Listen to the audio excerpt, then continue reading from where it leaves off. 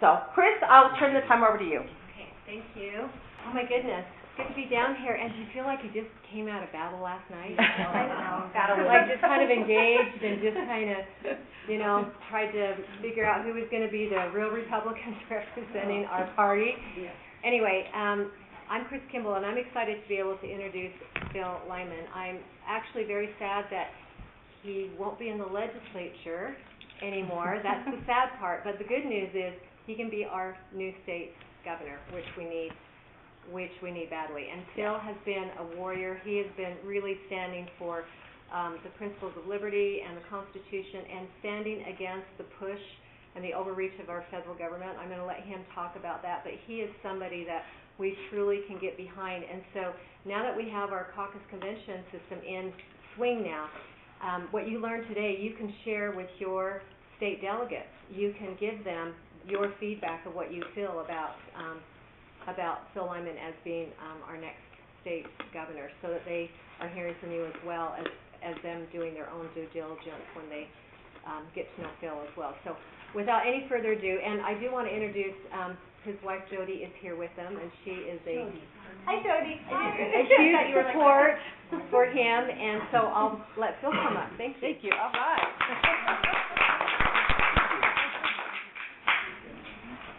Well, it's so good to be here this morning. Thank you for hosting, and you do this once a week? Every week. Wow. We take 3 weeks a year off. Wow, that's a commitment. Yeah. 14 years now. Wow. Wow. Yeah. When Chris was saying, felt like we just got done with battle, I thought she said babble. And I feel that way too. We just came out of babble. And I watched some of the things that are going on, and it's like, what is happening to, well, the nation just feels like that's going, over the cliff. And I'm hoping Utah will stand up and be a state and stand for itself and stand for its kids and its people. And last night was not a bust, but I was surprised with some of the turnout that I saw. And of course we're in the precincts. It's also siloed, so you see just your little neighborhood, so then you have to go and try to pay attention to what's going all over the state. And do we have anybody that really dislikes Trump in the room? I mean, dislikes him as a president? We're all good here. We're Trumpers. We're all good here. You're safe here. I hate to be offensive, but yeah, I'm willing to admit. And so it's honestly, it's just a statistic. I look at that and I think, well, if Utah's leaning a little bit more Trump, like I saw so many of the other states, South Carolina at 78%. And I'm tying this in with the economy because that's what I see happening is more of a play. It's a market play to corner the water market in Utah and to control it. And it doesn't matter what we say to do that. We can say, well, the Great Salt Lake is drying up, and if you don't let us have all control of all your water statewide, you're going to be, breathing toxic dust. Classic Marxist playbook. There is a crisis. Only the government can fix this. Your local water districts, the farmers and ranchers that built these systems, they're not the experts. We're the experts. You can't be trusted to manage this resource. So it's all getting centralized at the state level. Which, if the objective of that was good management, that would be one thing. If the objective of that is to control the economy through controlling the water, then you better start paying attention to what's happening. And that's exactly. I'm in those meetings. I'm on the Water Development Commission. I'm watching these things go through, and that's what's happening. I guess I should say I'm Phil Lyman. I went through half a speech once, and everybody raised their hand and says, "Who are you?" It's like, I skipped that part. But I'm in the legislature. My 6th year in the legislature. Was a county commissioner in San Juan County before that, and so I understand water. I understand policy. I really love counties. I think counties are the greatest thing for running the affairs of the local municipalities and the local areas that were ever created. That's why we went with that system of government to start with. So anytime I see the state legislature pulling authority away from the counties and into a state-run department, it concerns me. And the other thing that I see there is the executive branch pulling legislative authority into the executive branch. And you really see this shift, and it's shifting from your local water conservancy district to now it'll be the Division of Natural Resources that will be making all the water decisions on the course that we're on. So, economy. Utah has about a $250 billion gross product, and it hasn't changed a lot in recent years. And in fact, adjusted for growth and inflation, we are stagnant at best. And when you look around, it's not hard to see why. We were in a meeting the other day, and they said, we're talking about centrally assessed property. I don't know how many of you have seen your property taxes go up. But centrally assessed property is the stuff that gets assessed at the state level. And it's usually the big utility companies, things that cross multiple county lines or state lines, mineral companies, mostly mineral wealth. Well, there was a point when, in our discussion on the floor, they said, 15 or 20 years ago, Utah was at about 50% centrally assessed property values. Now we're at 7%. I'm confusing the state averages with the San Juan counties, because San Juan counties went from 70% down to 7% centrally assessed values. And the central assessed companies that are there are the power plants, they're the Kennecott Coppers, they're these big companies. And instead of saying, thank goodness we still have those people paying taxes, what you get in the meetings is, these horrible centrally assessed property owners, these big companies, these big wealthy corporations, they're contesting their property taxes, and when they get an adjustment, the state taxes go up. So to make sure we keep some centrally assessed companies operating, we're saying, they are the problem. Well, what happens when they go away completely? Now who's paying all the taxes? It is the people. And the logic of saying we're going to go after these centrally assessed companies, we're not going to give, if they win at their settlement, this is what the bill was, if they win a settlement, they don't get their money back for a year. If I win a settlement, I get my money back because it's my money. But we're saying if it's these big corporations, they're not going to get their money back for a year. It's just punitive. It's kind of like setting the people against the producing side of our economy, which concerns me a lot. If Utah would step into the gap and say we are going to be a producing company or a producing state, you've got these mining companies, these extraction companies, whether it's copper out here or lithium or uranium or oil and gas out in the basin, promoting those things and seeing those things increase generates tremendous revenue for the state through the severance taxes. I've held for a long time, if Utah would produce with their coal and their uranium and their minerals that they have, you could eliminate the income tax and replace it with severance tax, and I think that would be a great approach. It works. Yeah, thank you. Yeah, I agree. It works well for Alaska. Granted, Alaska is huge and they've got a small population, but the reason at tax time in Alaska you don't write a check, you get a check, is because they have the severance tax money. It's a very, very powerful engine. And Utah has such an abundance of natural resources. The coal beds down in Kane County are some of the cleanest bituminous coal. China loves it. They'll buy it all day long, and that's where it's getting shipped to if they can mine it. But we've seen it shut down in Carbon County. We've seen it shut down in Emery County. Kane County. I guess Emery County is the last holdout that's got a little bit of coal going on, but we're saying we were going to have that shut down by 2040. Well, we think we can do it by 2032 now. And this isn't just the feds saying it; it's the state saying it. I was really troubled a couple of months ago to learn that Utah had joined the Civilian Climate Corps. And there's been some discussion about that. It's like, oh, that was a mistake. That wasn't official. Utah didn't really join it.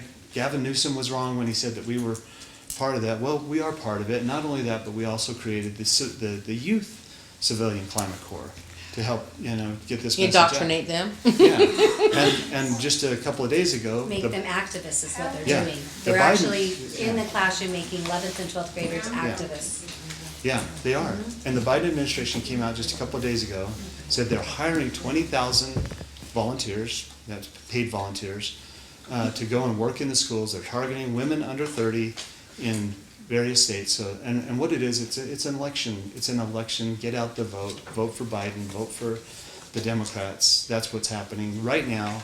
And Utah, as a card-carrying member of that organization, is participating.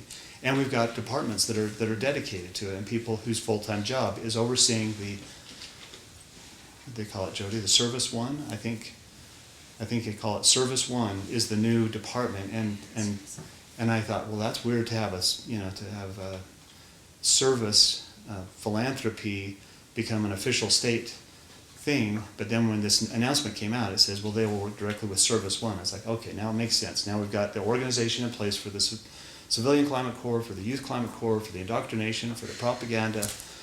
And it sounds like election interference. Yeah. Thank you. That's my 30 is the election. So yeah, I got economy, energy, and elections, and they all kind of they're all really important because they all just kind of fold in there. But so you've got these things happening, and maybe that we're talking a little bit about energy. I'm from San Juan County. I really love the thought of nuclear energy. Any environmentalist who says that nuclear energy is off the table is not serious about getting rid of carbon, because it's the only baseload power supply that is carbon free. I started, when I got into the legislature, I started what I call the Yellow Cake Caucus. Yellow cake is refined uranium. It's not the highly enriched, but it's the refined uranium. There's one place in the United States that still does that. It's south of my hometown in Blanding, that makes refined uranium. And figured if people who understand a little bit about nuclear will know what yellow cake is, and that we're talking about energy, and people who don't understand it will think we're just meeting in the morning to have some dessert, so a yellow cake. So, but it's been really good. I haven't missed a Thursday in the 6 years that I've been up there with my Yellow Cake Caucus. And has anybody been to a caucus meeting? I guess you went to caucus last night. So at the legislature, caucus just means we're going to have a caucus of people who are interested in this. We have the conservative caucus, or we have the fishing and hunting caucus, or the rural caucus. So my Yellow Cake Caucus is basically an energy caucus, but it was also different there because what I wanted was to bring all of the county commissioners from these producing counties, because I didn't feel like they were getting heard. They would come up, you get 5 minutes to give a presentation. Well, the Yellow Cake Caucus, I say it's the Joe Rogan experience, because we deal with one issue and we go in depth on it each week. And a lot of them have been nuclear energy. So small form modular reactors. I had Dr. Mehmet from BYU who talks a lot about thorium and molten salt reactors. He said Utah has enough thorium to power the planet for 10,000 years. Wow. And it's an abundant resource. It's I'll jump over to you just one sec. And the byproduct from thorium production are isotopes, and they are the only way you can get these cancer treating isotopes is from spent thorium reactors. So it's like, well, you're not getting it from thorium. You've got to get the thorium. You've got to put it into operation. You've got to spend it, and then the byproduct is medical isotopes. It is a miracle.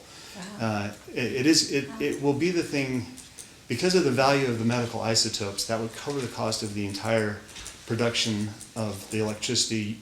When you were a kid, you probably heard your grandparents or parents say, there's a time that we could have free, abundant energy, and this is the technology that would do it. Yeah. Yeah, just to second the motion, I told the ladies here that I have a friend whose father worked for NASA, all kinds of amazing things, but he worked for ARCO for many years up in Alaska and all over, and he said that Utah has enough oil to make it the richest country in the world. It has 5 Saudi Arabians down by Escalante, he said, but that's not the wealth. It's in the rock. So what you're talking to, it's in the minerals and the rock, when they mine it, that will be even more valuable. It's phenomenal what the rare earth minerals that are going on here, and I'll get into that a little bit too. And he said we have the technology, and it's clean, like amazing technology that could do all that. We have innovators in Utah that will just run circles around other people. I'm just astonished when I talk to some of the professors and the things that they're doing, and they're frustrated that they can't get from what they know to be the case into production. Is it the state holding them back or the federal government? It's the federal government. Yeah. It's the federal government. but there's a role that the state plays. So this Yeah. this was what Dr. Mehmet, he said, you know, we've got thorium, we're doing these things, and I've known Dr. Mehmet for about 15 years, and he's been very, very consistent. He's really getting some traction, you know, and this is the problem with nuclear energy is you start it when you're young and you're still working on it when you're old, and hopefully the next generation picks it up because it's generational development. They've got, with one of their thorium plants, he works with the Idaho National Labs and with San Rafael Research Center. By the way, I started the San Rafael Research Center when I was a county commissioner on the 7-county coalition, brought that concept, and we put that together. And that was the vision, is that we'll have a research center in Utah, national labs in Idaho. We can work on some projects, and thorium was one of those. The small form nuclear reactor that UAMPS was working on is an extension of that. So there are things that I look at and think, well, this project's coming together. But thorium, he said, we've got to have a testing facility, and it's not to test anything nuclear. This is a separate little thing that we have to test. We contacted Idaho National Labs, says we can build it, we'll come up, and they said, okay, we can start working on the project. $12,000 in materials to build this little testing lab, $80 million in permit fees, and a 20-year horizon. So, What a joke. so what a joke. And so you say, well, if you're a startup company, has anybody got $80 million they want to, you know, throw away in 20 years before we see if, you know, what happens? It's a debt. And is this federal, or again, it's the federal? 100% It's not federal. state of Utah? 100% federal. Because it's on federal land? Because it's under the Federal Nuclear Energy Commission. Yeah. Which this is where I wanted to get to with that whole discussion is like, okay, well, what is a state? If a state can't Use their own resources. use their own resources, and as I read the Constitution, there are specific, delegated, enumerated powers given to the federal government, and energy is not on the list. You can say, well, interstate commerce was on the list. It's like, okay, well, let's just do it in Utah, keep it in Utah until the federal government. Neither is education. Right, yeah. Yeah. So Utah, and this is my vision with the San Rafael Research Centers, is to say we're going to do some things in Utah that cannot be done anywhere else because Utah permits it. Utah says, sorry, federal government, we're not listening to you, we're going to do our own thing. Maybe that's the term, maybe that becomes our sanctuary state, as we say. Instead of bring us all your illegal aliens, we'll say, well, we will produce energy, what the federal government says is illegal, instead of, you know, having illegal aliens flood us. So I love it. yeah, I'm all about, you know, telling the federal government that this is none of your business. Yeah. I don't want to get out on a limb here, but I love the cannabis argument, the medical marijuana argument. Not because I use it or want to use it, but because it's states saying, well, wait a second, what if our people want something that the federal government says they can't have? And they come out and they say, well, we're going to, if you're Colorado, we're going to have recreational marijuana. Why couldn't Utah say, we're going to have nuclear energy? You know, it's that reverse logic of saying, Because they fear the. They want control. yeah. Plus one promotes Babylon and the other one is promoting, you know, Yes. the opposite. So yeah, anything. Freedom. Self-reliance. No good deed freedom. goes unpunished. Okay, so we talked about the economy a little bit. Oh, if we got the energy sector going, and I've crunched the numbers, I've gone through this, I firmly believe that we could get $100 billion more in our gross domestic product into Utah. That takes us from a $250 billion economy to a $350 billion economy. These are high-paying jobs. These are jobs that people want more than they want to change sheets at the hotels. They would really like to, you know, be involved in some of these things. They're very high-tech. It's not a bunch of, you know, underground, you know, dangerous mining anymore. It's really high-tech. I've got a good friend in Moab that his father was Charlie Steen, who was the uranium king, and now he's got this uranium, and it's deep, deep uranium, and it's in situ mining, meaning they pump solution down, they pull stuff out. It changes everything. We don't mine the same way we did 70 years ago. We don't do nuclear power the same way we did 70 years ago. But anyway, here we are. In the United States, there's not been an oil refinery, a gas refinery built since the 1970s. And and yet China's building them hand over fist. Russia is oil and gas, China is coal. They're building these power plants at the same time that they're sending huge amounts of money to the United States to fund the environmental groups to protest and to sue these small counties and to keep them from producing. You're probably not familiar with the Page power plant, but there's those big coal stacks down at Page. That's not too far south of me, and in my CPA firm, I deal with these people that have the jobs there. Their wives teach school. He works at the coal-fired power plant. They blew up those towers. They dropped that down. Now people are losing their mortgages. They're moving out of the area. They're Native American people, 1,200 Native Americans that lost their jobs on that. And you're just like, what kind of decision maker is driving those things? It's not American. They're trying to get people out of the rural areas and into the cities. They are. Yeah, they And are. not make smart cities but ghettos. Yeah, That's what which we have is to call exactly them. what your smart city would We have to turn call into. them a ghetto. Yeah, So let's stop using the word smart city. We need to use the real words. yeah. I hadn't really heard in that term. But you're exactly right. No abortion is murder. So that's on the economy. I believe in Utah's economy. I look at our national debt. Does it make any sense to anybody that the United States is $34 trillion in debt? And $34 trillion is a lot of money, by the way. Oh, yeah. Is it because we don't have resources? Is it because we don't have innovation? It's because it's like the only reason for the United States to be $34 trillion in debt is because it's manufactured to weaken us, and it does weaken us tremendously. We have open borders. I was down there in December, went down to Arizona, and I was just astonished. I don't know how many have been there, but big wall, big, impressive, impenetrable wall, other than the places where we've removed 8 or 16-foot sections and set them on the sides. And it's about every quarter of a mile that we've removed these sections. And when I say we, it's the same contractor who's building the wall that has all their equipment there cutting out these sections. And I said, why are we removing these? And he said, well, it allows for people to come through. And I said, why would we do it every quarter of a mile? Why not like every 2 miles? And he said, it's really just for convenience. So what you have is, it's not a wall, it's a monument, and it's an open border. And if you want to immigrate into the United States legally, you can plan on a very expensive, lengthy 6-year process, or you can walk across and it's like free money.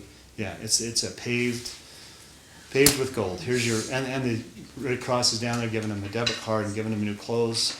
And when I was there, we were talking to and this was surprising. I thought, oh, that sounds scary to go down and talk to illegal immigrants, but no, they're very friendly and they're all in their 20s, all young men in their 20s, and you're like, well, where did you come from? I'm from Uganda. I don't speak Spanish, so I couldn't talk to all the people from Guatemala, but I'm from Uganda, I'm from Africa, and how'd you get here, and what are you doing? And they're just coming. They're just coming and coming and coming. Well, the NGOs are bringing them in and giving them maps and how to find the best ways to come in, and like you said, giving them debit cards. Well, one of my Moms for America, that's our Latina representative out of Eagle Springs, her mission companion from Peru is in Pima County and over that, and she's a school teacher, a translator, and she says that the kids are getting $700 a month, saying that their parents aren't there, but they're with their parents, and they come all decked out in all their clothes from there. What is a kid gonna do with $700 a month? Yeah.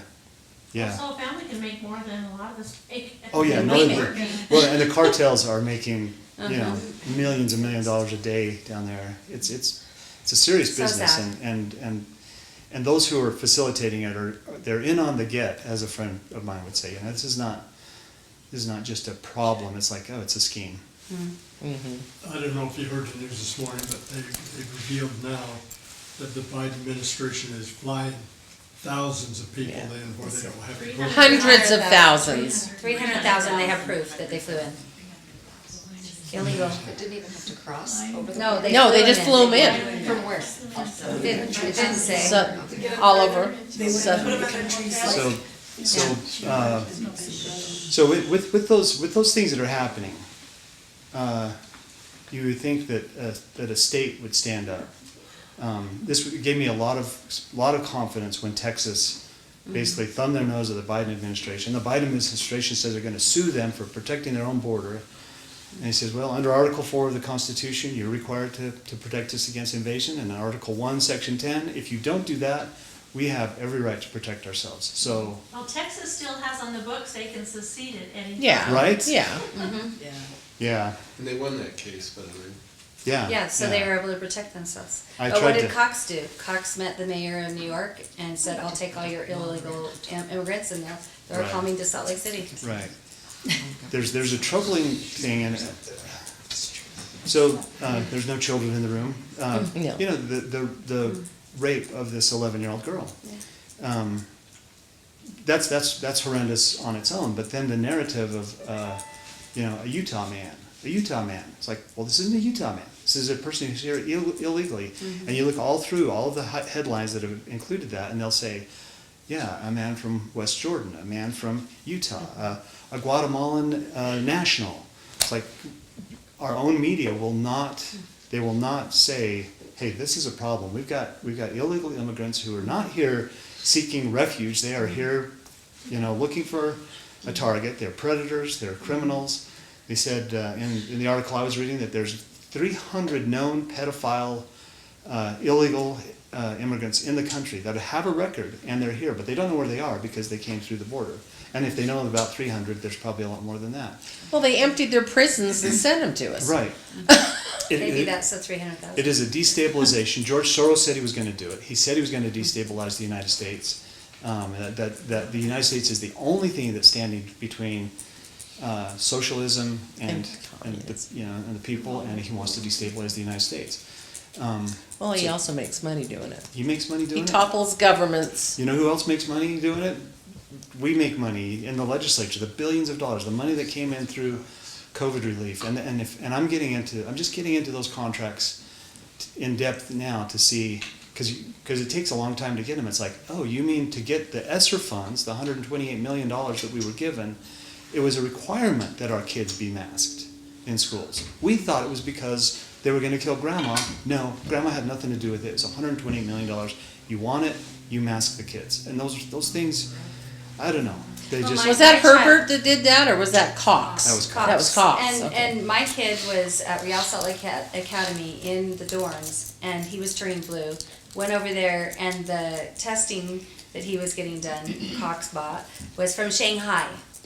It was flocked with ethylene oxide that causes leukemia and Yeah. lowers sterility, or it causes sterility, lowers sperm count. Yeah. And he bought them from Shanghai. Yeah. Things that used to sound like conspiracy theory are now like... Oh, no, they're not. Yeah. So isn't it true that all the governors belong to like a private membership? The non-governors is NGO. National. The So how do you choose National out of Governors that as a governor? Association. If it comes down from the federal government that says, we're all gonna mask our kids and we're gonna pay you to do it, how do you choose out of that? Well, I've noticed that Kristi Noem does not participate in the National Governors Association. She's a member of it, but I always look to see, well, who showed up, and it's usually about 28 So you don't have to governors. follow the crowd, you can No. still choose out. Yeah, Okay. yes. So I don't you know can, what the, I don't know what the can, consequences are Yeah, for doing that, but yeah. Kristi Noem, the consequences were, oh, that's interesting. double-digit economy growth, and South Yeah, it Dakota's, sounds pretty bad. yeah. So she has her whole agenda called Freedom Works here. If you go to her True Yeah. Social and see her 10 things, and she says we're a state that we hope we can emulate, that other governors can take and become like what she's done. I'm So- supposed to have an appointment with Governor She sounds Noem, amazing. so- yeah, she is amazing, and That's yeah. an interesting question. Ken Paxman was at the Davis County Republican Lincoln Day dinner and got a chance to talk to him there. But it's like I stood up and said, God bless America and God bless Texas, and really God bless Texas for what they're doing. They're setting a standard, and whether you're fighting the invasion on your borders or the invasion in your second grade classrooms, there's an invasion going on, and governors can do something about it. If they will, and they won't. They just don't do it. And it's bad enough when it's the Democrats who love Biden, but it's really hard when it's a Republican governor who seems to love Biden and seems to be pushing those things. He loves money. Yeah, he loves money. Okay, let's see. Yeah, we heard from his wife at the Mom for America.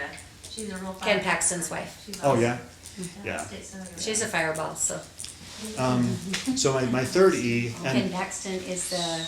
and I just did three E's because, and I could throw in education. I could throw like some other things that are really important. Immigration, even though it doesn't start with an E. But my three E's were economy, elections, and energy.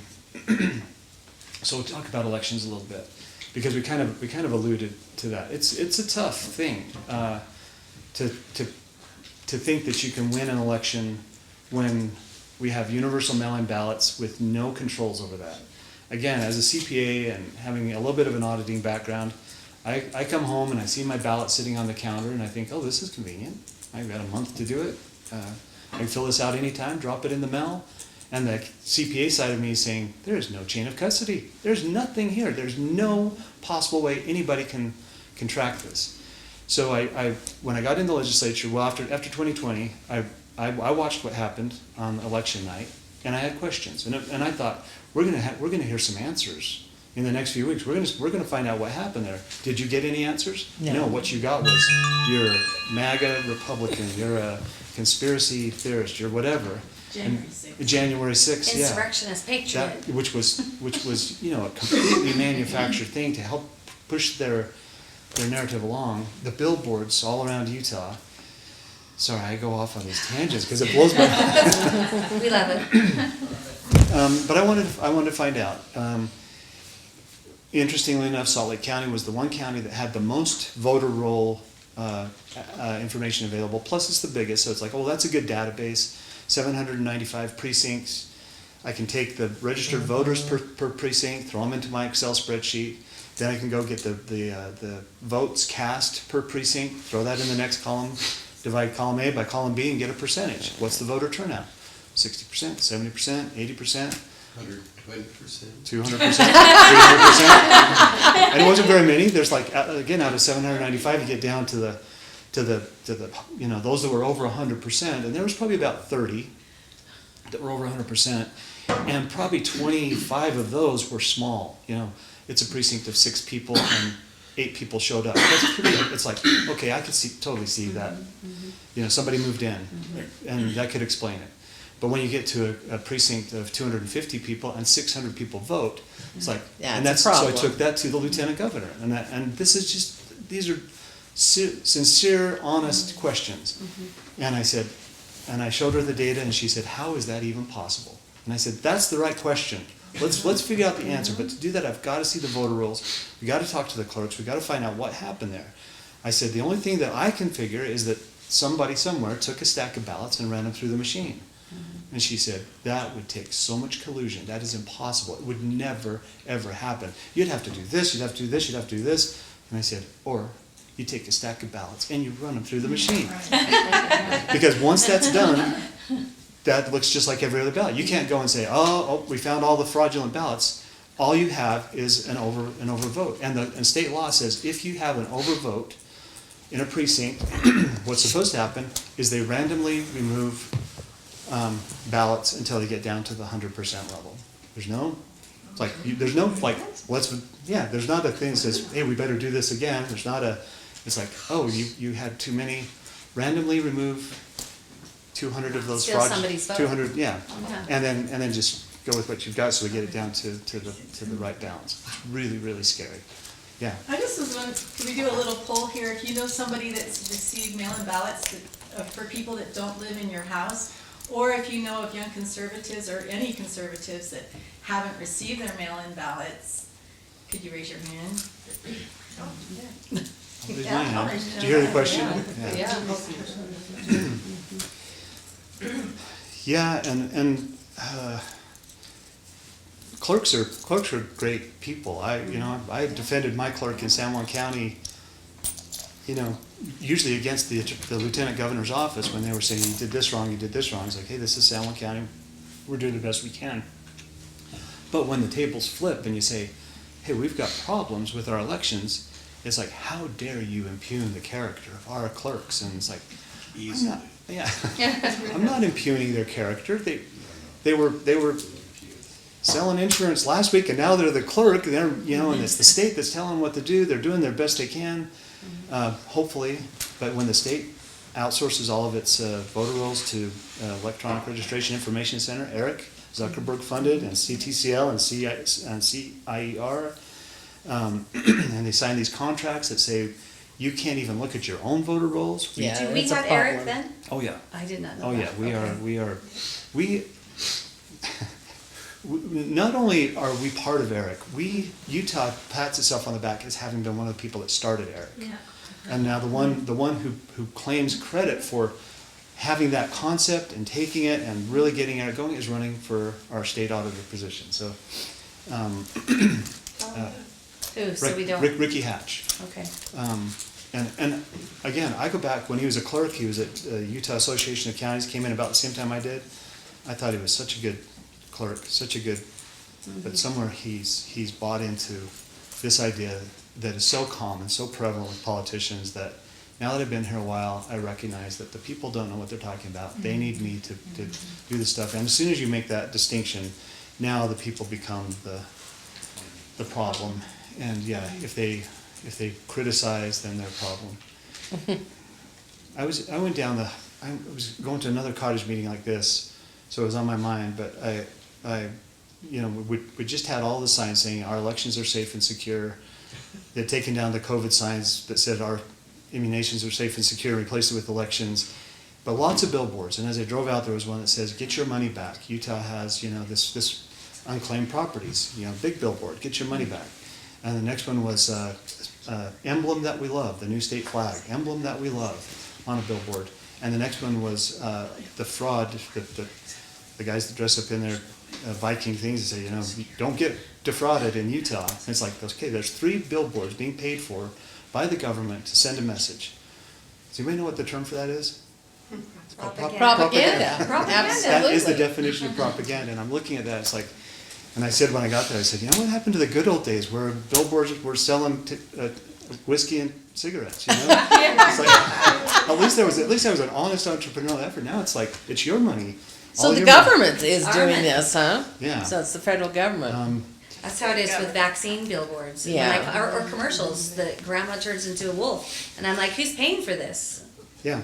So like 4,000 a month. Sorry. Yeah. I have a question back to elections. So last night I worked at the caucus, and we delegates from last year were not on the voter rolls. And we had several people that were not on the voter rolls that had lived there for a long time.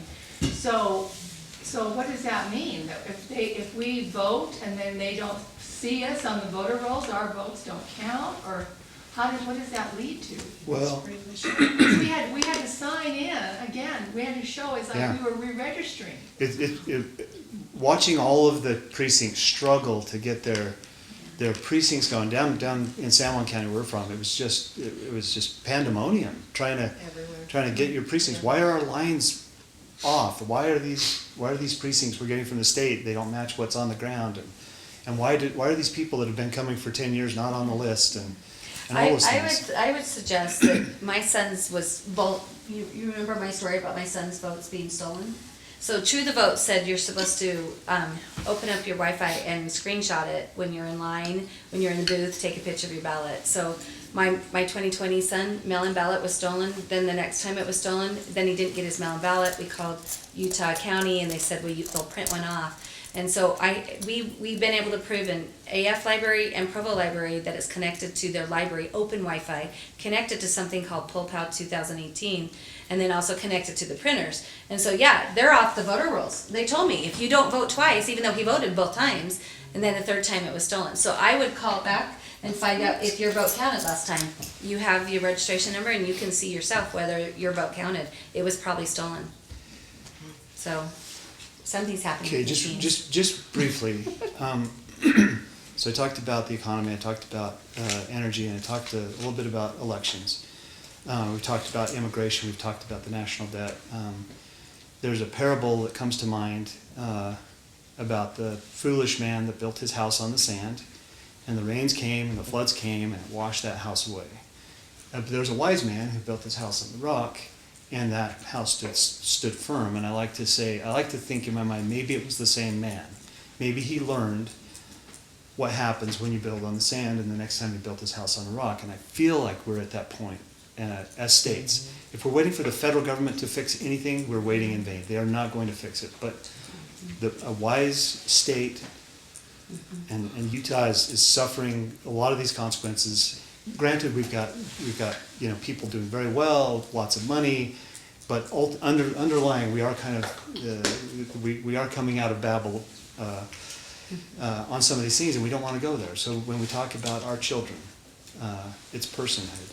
They are individuals who come endowed with inalienable rights and qualities. And I love Ralph Waldo Emerson, and he says you don't teach the child, you draw out from the child who they are, because they're so special.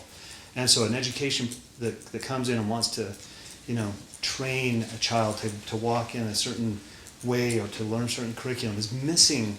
It's not just harmful to the child, they're missing the whole beauty of what it means to be, a human being. So personhood is really important. The Declaration of Independence and the Constitution really back that up, and consent of the governed. That's America. It's the only place where we have a republican form of government where just governments, or where governments get their just powers from the consent of the governed. Parenthood. Governments who think that parents don't know how to raise their kids are ignoring that inherent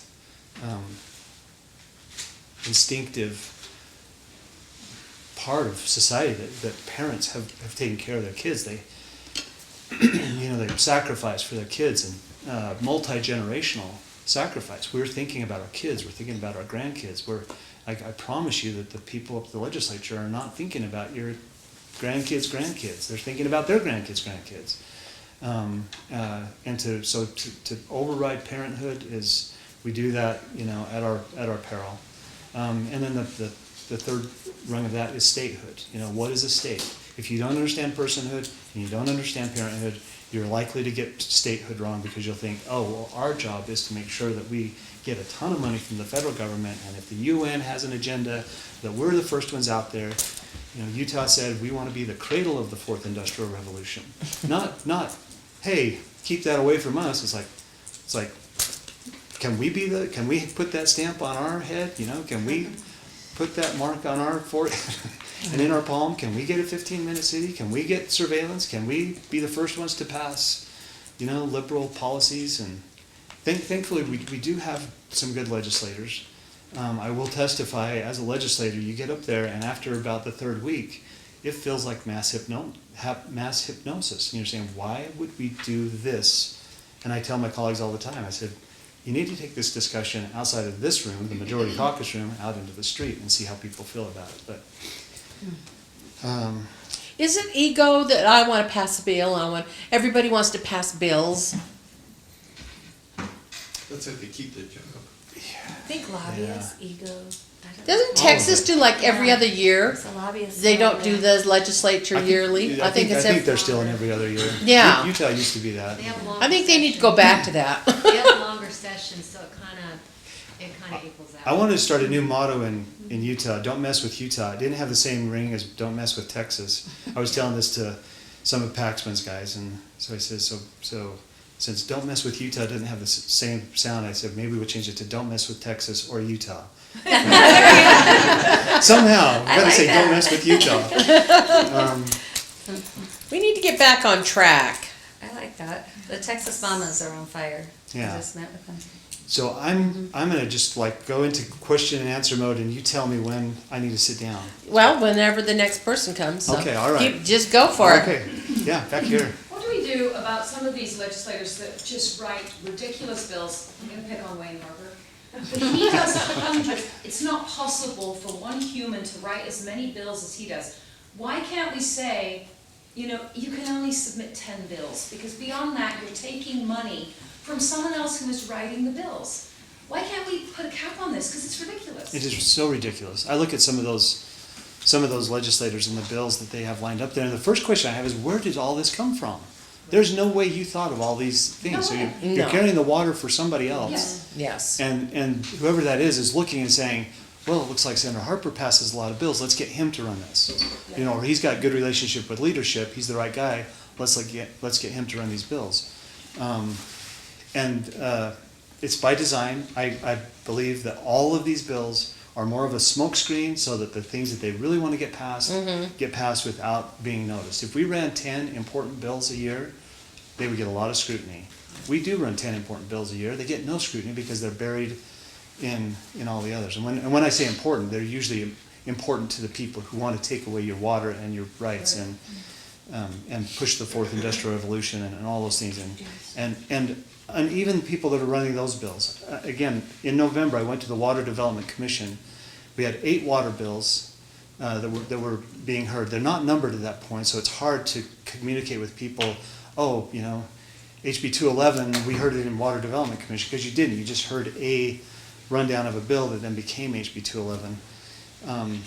We got the packet on Friday afternoon. We have our Monday morning meeting. I'm struggling over the weekend to read this and figure it out, but I found a common theme and a real good way for me to track that. And it's I pull up the bill, I do a search term for governor, and I see how often the word governor shows up in all of the changes. And in these bills, it was hundreds of times. The governor is now in charge of this agency. The governor and the Speaker of the House, and that was the governor, the Speaker of the House, and the President of the Senate will appoint a committee made up of these agency heads that will oversee this water, and it will report to the new Utah Waterways, which is appointed by the governor, the Speaker of the House, and the President of the Senate. And it's all now under DNR, and DNR has now been concentrated under the governor, the Speaker of the House, the President of the Senate, just repeatedly. So So he's trying to take over? Yes. So I said on the first bill, I said, I understand these are important bills. I understand you've worked all session long on these interim bills, but you're running them through the UEOC, which is the Unified Economic Opportunity Commission, which is chaired by the governor. We're the legislature. The executive is not supposed to be writing our bills. And yet it comes to the committee, not just as already drafted, but as a must-pass bill. Like this is already a bill. This is just a formality at that point. And the legislators, you don't want to be, I found in Utah, I call us a bandwagon state. People would rather be wrong than to be out of step with everybody else in the room. And it's probably not a Utah phenomenon, that's probably human nature, but Utah, I think it really works to say, hey, we all feel this way. Mm-hmm. Surely you feel the same way as us. Oh yeah, of course I do, Yeah. Well, who has the job of fixing that? The governor. No. I mean, if the governor's doing this, isn't there a whip or somebody that can come in? That was tongue in cheek. Yeah, it was. Yes. The people to vote him out. Yeah. But is there a way to go in and counteract? Okay, these are bad. Let's start ripping things out instead of adding more. So that gets back to the premise of that question: is why do we have these? Last year at the end of the session at the 2023, they said we passed more bills than any time. Hey, we're number one again. Yeah, we're number one again.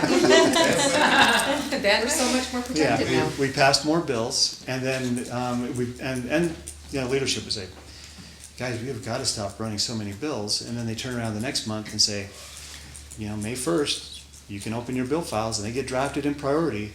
So if you want bill files opened, you ought to get them in. You ought to get them in early. So everybody's like, well, if this is a horse race, and I've got to be at the starting line with all my bills ready to go, I don't even know if this is a good bill or not. But I'm going to get it drafted. I'm going to get something in the file. So on day one, instead of 400 bills open the first day in 2024, 2023 for the 2024 session, we had like 700 bills. And leadership's like, you guys, you're opening so many bill files. It's like, well, make up your mind. You're saying, get out there and get your bill files opened, or anyway, it's a circus, and it's designed for chaos. So much of what I see is designed chaos, and again, I like that term, designed chaos. And I in a CPA situation, when someone's books are a total mess, there's two reasons: either a really bad bookkeeper, which is usually the case, or if it's a genuine bona fide company and their books are a total mess, it's to cover up the fraud, no question. And so as an auditor, that's the first thing you see is you go and it's like, your accounts receivable there's no reconciliation. It hasn't been done in 4 years. Why? Because the boss likes to pull $1 million out here and there and take it, to do whatever. So I see the same thing legislatively. Sorry, that was a very long answer to No, that's That was good. that question. I have a question. Yeah. So I have a friend who's an electrician, and so they're really into lithium. And you were talking about the future, and to me, they're Democrat. And they just totally believe that lithium is the future. And when in our discussion, I tried to say, don't you think it's good to have a big picture? And they said they're just, I feel like, indoctrinated. And I like to hear your thoughts, because they said lithium's the future, there's plenty of it, we don't need anything else, dot, dot, dot. Yeah. Well, that's really interesting, because lithium is for batteries. That's what we use lithium for. I mean, the battery Electric cars, yeah. battery technology is phenomenal, and it's come so far. You still got to charge that battery up, and that happens with a power source. Electricity. And that's it's like people who don't want to hurt animals, so they get their meat from the store. It really is kind of that. It's like, so yeah, I love all things minerals. It's just it's a magic world that we live in. All these endowments that we've been given of resources, and lithium is certainly one of those. But it is used to make batteries. It does not generate power. And there's better battery materials now, it's like salt. The molten salt stuff, yeah, you've got some salt I've heard things. that the diamonds that we make now, what are those called? Cubic zirconium? Or the moissanite, Oh, yeah. the lab created. The lab created are identical. Those would be good for energy. Really? And they're cheap to do, but I don't know. Yeah. So that's interesting. We That's can tell lithium? the lithium people that lithium doesn't create energy. Right. Okay. Right. No, it's for battery Okay. storage, which is It's really. just battery storage, not If you're going to creating. get a Tesla, you'd prefer that it could go 500 miles instead of 200 miles. But it's only storage, okay. And we're getting there, but it's going to be. Yeah. We have a granddaughter that is a chemical engineer, and she works for a company in Texas, and they're building miniature power plants, nuclear plants. I mean, Absolutely. they're small, you can fit like 12 of them on a trailer of a semi-truck. And she said that they bury them, and then they have a huge tank of water under them, so that if anything went wrong, there's a door that opens, they drop into the tank and cool off. So they're safe. But she said that Idaho ordered a bunch of them, and they had to cancel their order because of all the government regulations. So their orders now Yeah. are for all over Romania. They're Well, taking them That's because what they we. want it. That's what we had here with UAMPS. I'm not even sure what that stands for. Utah Utility. Anyway, and we were going to be the first small form nuclear reactor out of Idaho National Labs, but it was dependent on about 15 municipalities who had signed a contract to buy the electricity when it started producing. They found that instead of getting it for 3 cents a kilowatt hour, it was going to be closer to 12 cents a kilowatt hour, which is a lot. And so a few of the municipalities dropped out, and it killed the deal. And I don't blame the municipalities, but what I blame is the state and the Nuclear Energy Commission for not stepping in and saying, well, this is the first one out of the gates. The second ones will come down in price, and we subsidize solar and Right. nuclear. Oh, yeah. Why wouldn't they subsidize Billions that? and billions and Yeah. billions of dollars. We don't subsidize nuclear. We don't give it that boost that it needs to get over. In fact, we do the opposite. Like I said, the $12,000 testing facility that costs $80 million to permit, things like that. But that's why it's 12 cents a kilowatt hour. It's not because the technology doesn't produce It's all the abundant, nonsense. cheap energy. It's because of all of the government regulation. And at some point, we're going to get past that. And honestly, that's where my heart is with That's a good nuclear explanation. power. And the reason I love nuclear power is because and Ronald Reagan said it, if you want to help the bottom segment of society, give them cheap power. Abundant, cheap power, because it does. It drives everything. It makes our groceries cheaper. It makes our... That's what America grew. So Yes. Right? That was the Industrial Revolution. Is Right. cheap energy. Bill, Yeah. will you Yeah. let everyone in this room know your website? Because right now, what we can do to help Phil the most is donate to his campaign, because he's been on Black fast Good on for fast. 7 weeks, where he couldn't accept any donations because of the state that's law right. that doesn't So now we allow can start any going. fundraising while they're serving Yeah. in the legislature. And so donating to his campaign is a great way to help him right now. Thank you. And that is, what is your website? Lyman for Utah. Pretty simple, .com. Lyman for Utah. And FOR. FOR. And then if you're willing to host something in your community, right now, you're looking at a delegate type of gathering, because they're the ones that will be voting at convention. Then you can also sign up for that, get a yard sign, those sort of things. That's how you can help him, because we have to do a lot of groundwork, because he's not got the dollars rolling in from all the special interest groups. So it's up to us to help. Chris, Right, yes. how do we get the email addresses of other delegates in our? Reach out to your precinct chair. I am the precinct chair. I need to go further. I want other precinct chairs and state delegates to come to my house to hear him. So how do I get? Reach out information? to your party leadership Okay. to get it, because you should be able to have access to Okay, it. so I have the right to get other chairs, so I can get. Just don't tell them why you're doing it. Yeah, here's the deal, Okay. the campaigns, for example, the candidates have the delegate, they have all of that, because they get it in the next couple of days, once all that new stuff gets in.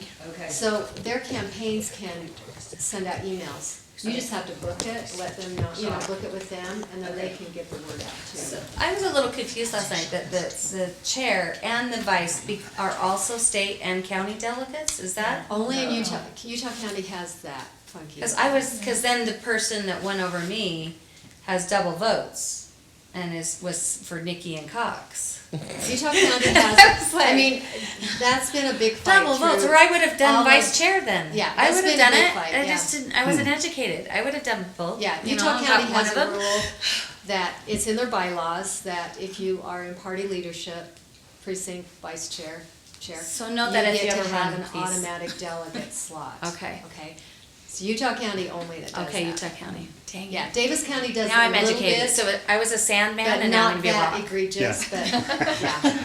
So, Learn something, yeah. so anyway. Picture? Oh yeah, we would love a group picture. Person do I need to track down for that nomination, the petition to nominate. But I have another petition, if anyone would like to help us gather signatures for Phil, until he's in and can help us get SB 54 Yeah. repealed, Removed. we're kind of tied to using what's been given to us. So I have another packet, and I can get more packets, but we sure need some help getting more signatures. Thank you, Rebecca. She's amazing, and she shows up at all these things. We've got a really great team. I tell people my secret weapon is my wife, Jody. And if you know Jody, you know kind of what I'm talking about. Well, just a side note, she works as a travel nurse periodically, and one of her patients. It's all with the energy. So most of them are pretty well off people. But he had built nuclear submarines. Tell him about the. Oh, he built nuclear submarines, he'd done the nuclear components, and he'd gotten brain cancer because he was older, and it was before they had the opportunity to, track that to make sure they didn't have too much radiation. But he'd done it in the defense of our country, and so he got to stay in his own home. But the nuclear submarines that he built, they never refuel nuclear submarines. Ever. The nuclear component lasts the life of the submarine, Which at was least 50 years. 50 At years. least 50 years. So they launch that submarine, put They it under never the got ocean, that. and it never comes back to refuel. Wow. That's the power of a nuclear. nuclear. Wow. So. That's amazing. Well, thank you, Phil. Thank you. Yes.